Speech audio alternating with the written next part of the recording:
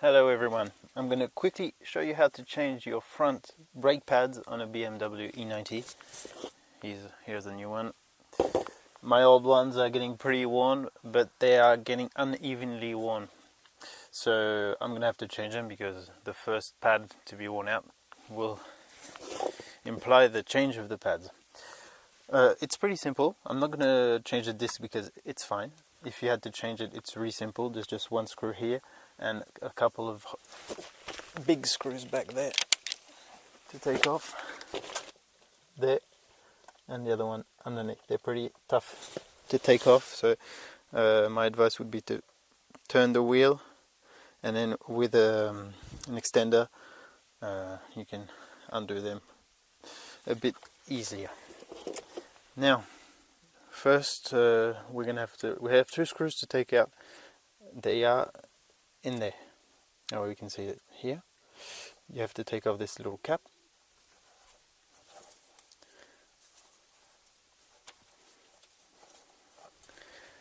Do the same for the bottom one. There we go. Then you'll need a 7mm Allen bit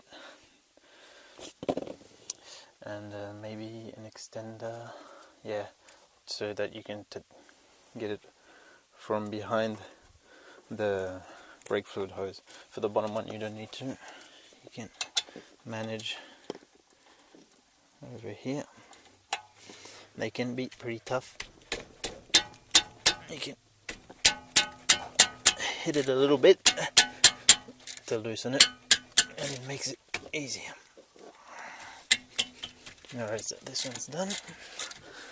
For the top one, as I'm going to use this extender, I'm going to need both my hands to hold it nice and straight, but it's exactly the same thing. Here you can see where it's coming out from, just there.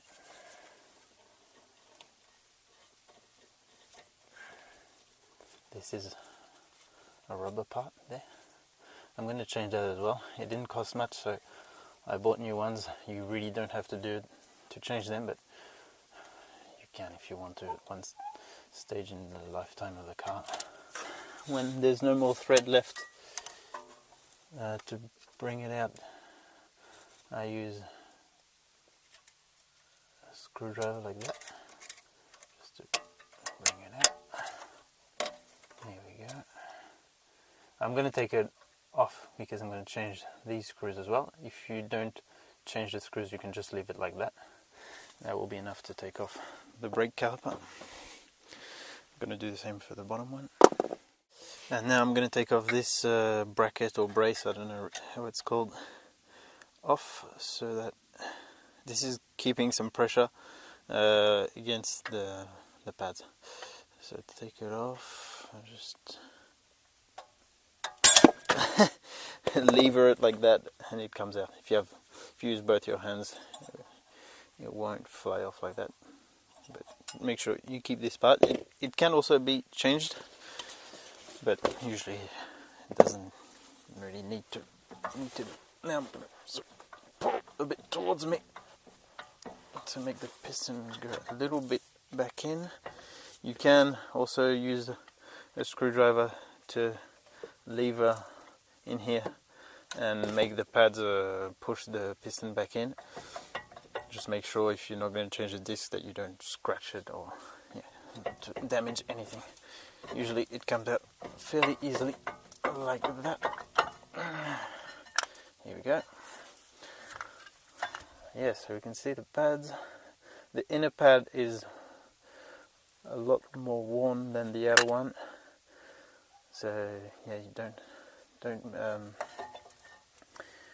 only look at the exterior one, because the inner one can be the most worn out.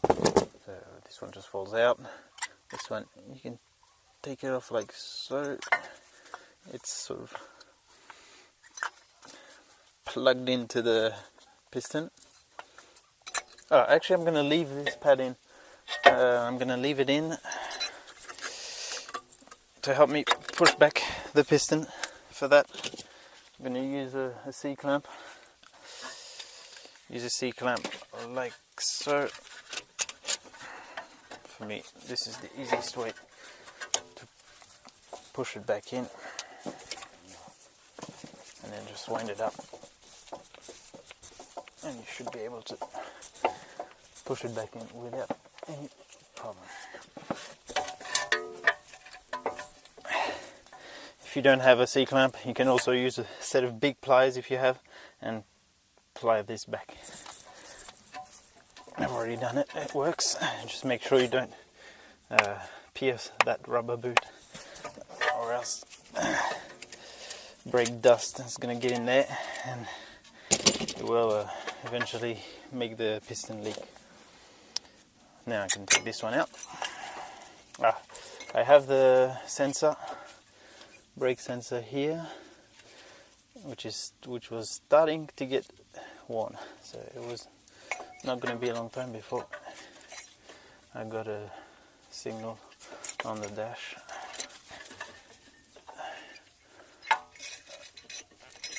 Oh yeah, you just have to pull it out. This was the thing sort of locking into position. I'm going to keep it in case it's not on the new sensor cable.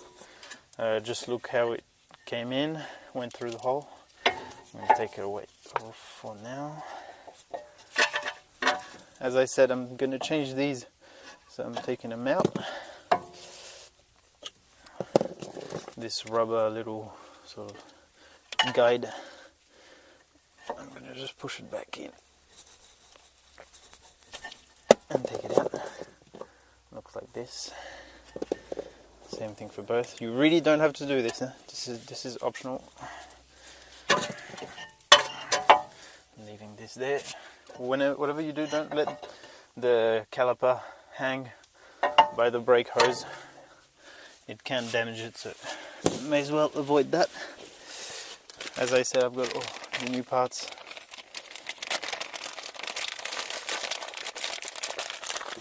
For these screws, they give some grease with it, so the grease will go in there, and then this will go this way. Alright, so I've just put it there, it's not attached. I'm going to replace the sensor. If you don't, you won't be able to reset the brake change. So I'll show you how to do that later.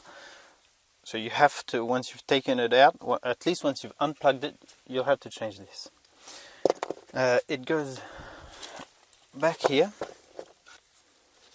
goes in this bracket, goes around, back here in this one. You just slide them out like that, and they go in that box. A couple of tabs at the bottom, pull them towards you,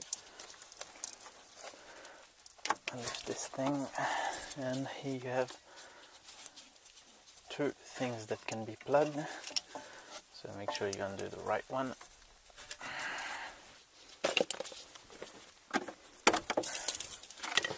The white one is the brake sensor, and the bottom one is the ABS sensor. So don't touch that one. There's a tab up there, a new one. Just press it and pull it out. You can always check if it's clean in there, and then just pop the new one back in. You can't go wrong, there's a specific shape in there, so just 2 pins go up. You can hear a small click when it's in, and when these little things are aligned, it's good. Alright, then just put it back in.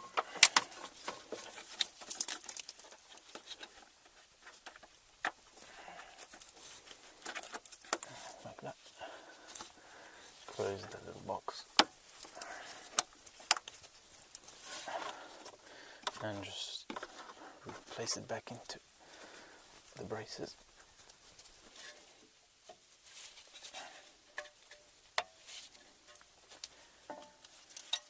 And now I'm gonna be able to put it back in the new pad. So it goes in the inner pad, the one that goes into the piston. First you'll need to bring it into the caliper. The pad is going to go in there like this.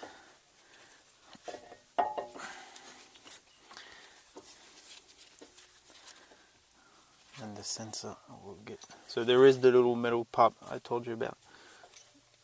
You slide it back in like that. Oh yeah, it goes in easily. Pop the pad. I'm gonna put some copper grease here. There is like a sort of cloth material on the back of the pad. That's to avoid the squealing or the squeaking of the brakes, because the noises that come from the brakes usually come from a vibration between the back of the pad and the piston or the caliper. They don't come from the pad surface and the disc. And usually they put something to sort of dampen that noise.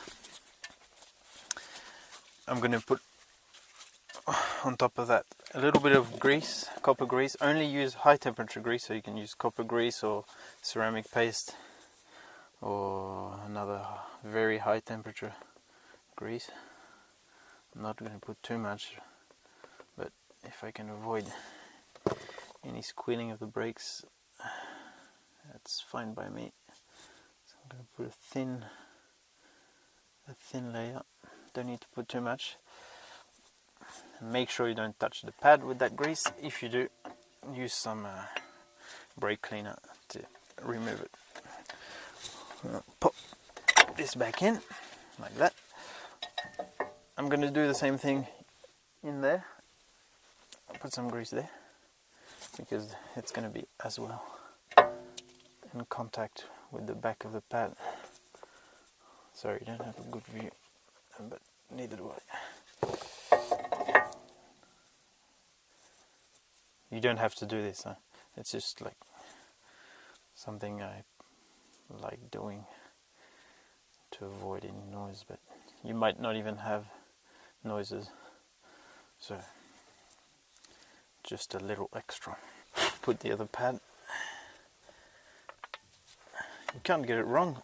Everything is nicely designed, so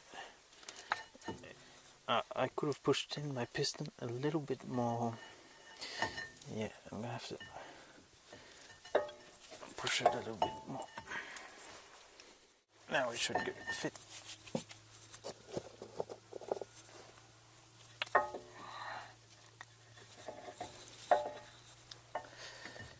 Yes, perfect. I can already put this bracket back on.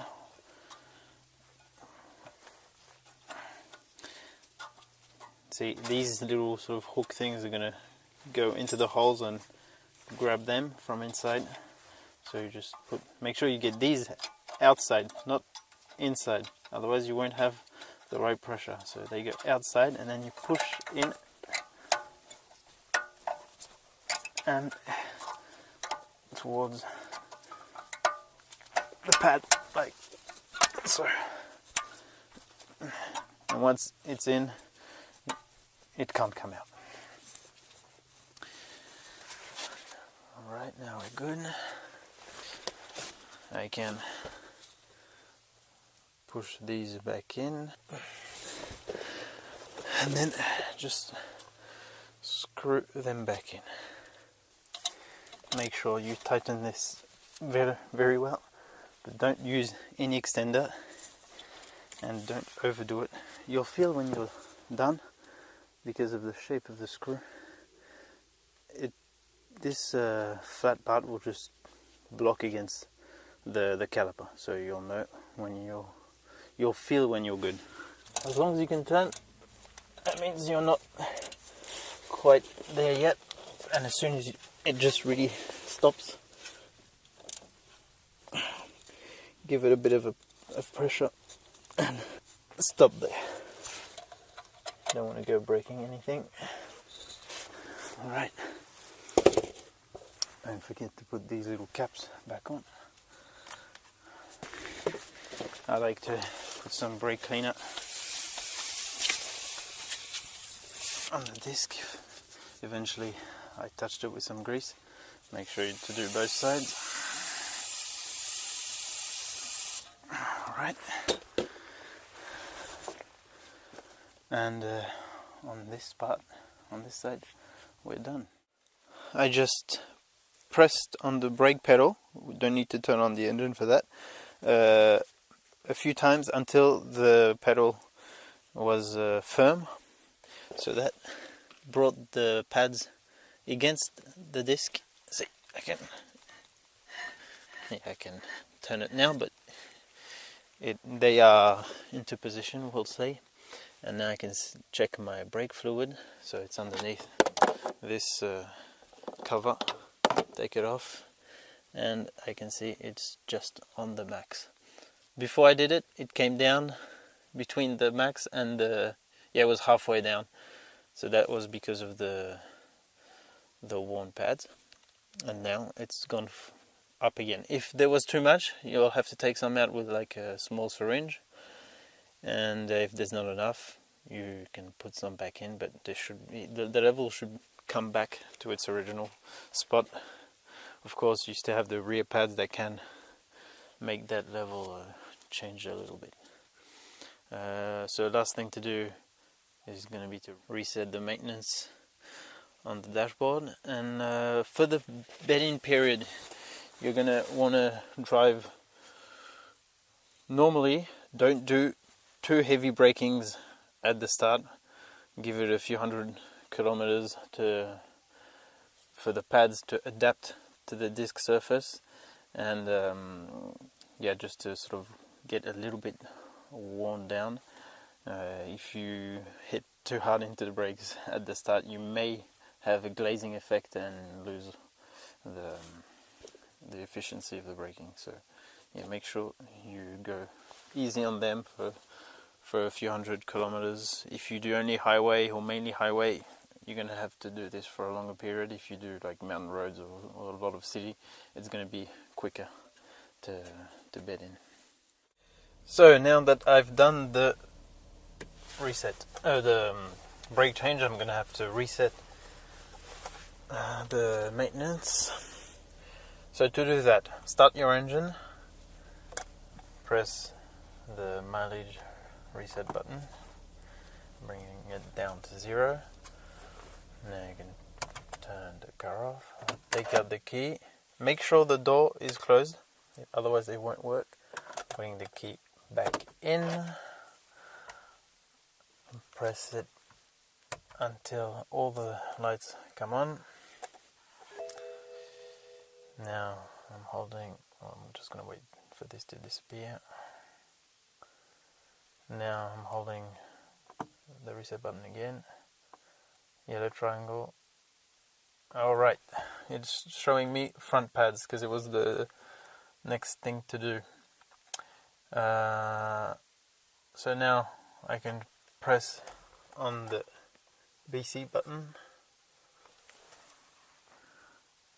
Oh, it went away. Just do it again. Okay, it's back on. I'm going to press here. Reset. I'm pressing the BC again. And keep pressing it until that little clock has done a few turns. Alright, I can release now, and it's giving me the next brake change, approximative brake change. It's going to vary with your driving. If you drive hard, it's going to evolve to adapt to your driving style, and it can also last longer. Right, so that now you're done with that. You can also check in the iDrive if you have that. I'm going to check it in there. Oh, it's in French, but you'll find it by yourself. And I'm going into all the different maintenance status. This is for rear brakes. No, this is front brakes, and these are rear ones. Front ones 50,000. Okay, so that's good. If you hadn't changed the cable, you wouldn't have been able to do that. So make sure you change it. Alright, so as you can see, it was easy. Anyone can do that. Changing the disc is fairly easy too. Just these two big screws, I think they're 17mm screws. They can be a bit hard to take off, but you'll manage. And apart from that, you know everything. So I wish you best of luck for your brake change, and I'll see you next time in another video. Cheers.